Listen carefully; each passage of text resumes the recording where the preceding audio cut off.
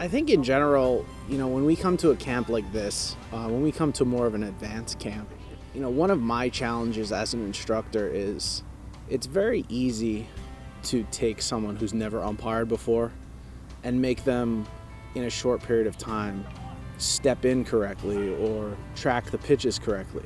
The challenge that I'm charged with here is I'm taking an umpire who's already at an advanced level or they wouldn't be accepted to this clinic. And now we have to refine the little things. It's tough because I'll get into the cage as an instructor sometimes and see that, wow, I don't know what to say for the first 8 or 9 pitches with an umpire because they're tracking well, they seem to be in the slot, and they seem to be doing all of the principles and carrying through with all the principles that we're asking them to. What we're looking for is those small little things that maybe we can help different umpires with to improve their game. And then always a challenge when we come to a clinic is how does cage work translate to work on the field? And when we're looking at a guy in the cage, he might look great. When a machine's pitching 55, 60 miles an hour, it's generally throwing strikes and we're generally tracking and in the right spot.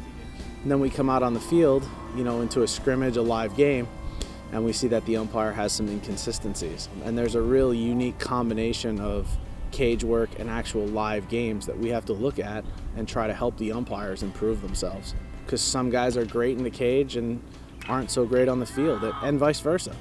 We have guys that, just for whatever reason can't perform in the cage, and then they come out on the field and they look great. And there are just so many aspects to umpiring the plate that go beyond just the mechanics of what's going on. I can't simulate what it's like to call a pitch after you've been screamed at out of a dugout in a cage. I can't simulate what it's like when a batter gets hit in the hand or the ball has hit the knob in a cage. You have to deal with that. And we have to deal with not only the mechanics of working the plate, but the philosophies and all of the things that you deal with that can make it harder to umpire pitches.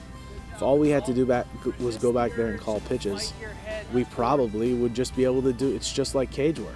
But we have other things to deal with as a plate umpire, and as everything happens on the field, we have to be able to adjust and continue to go back to the mechanics and the things that we learn in the cage and continue to bring them out on the field, even when we're dealing with adverse conditions, situations, or things that just happen on a baseball field in any game that we work.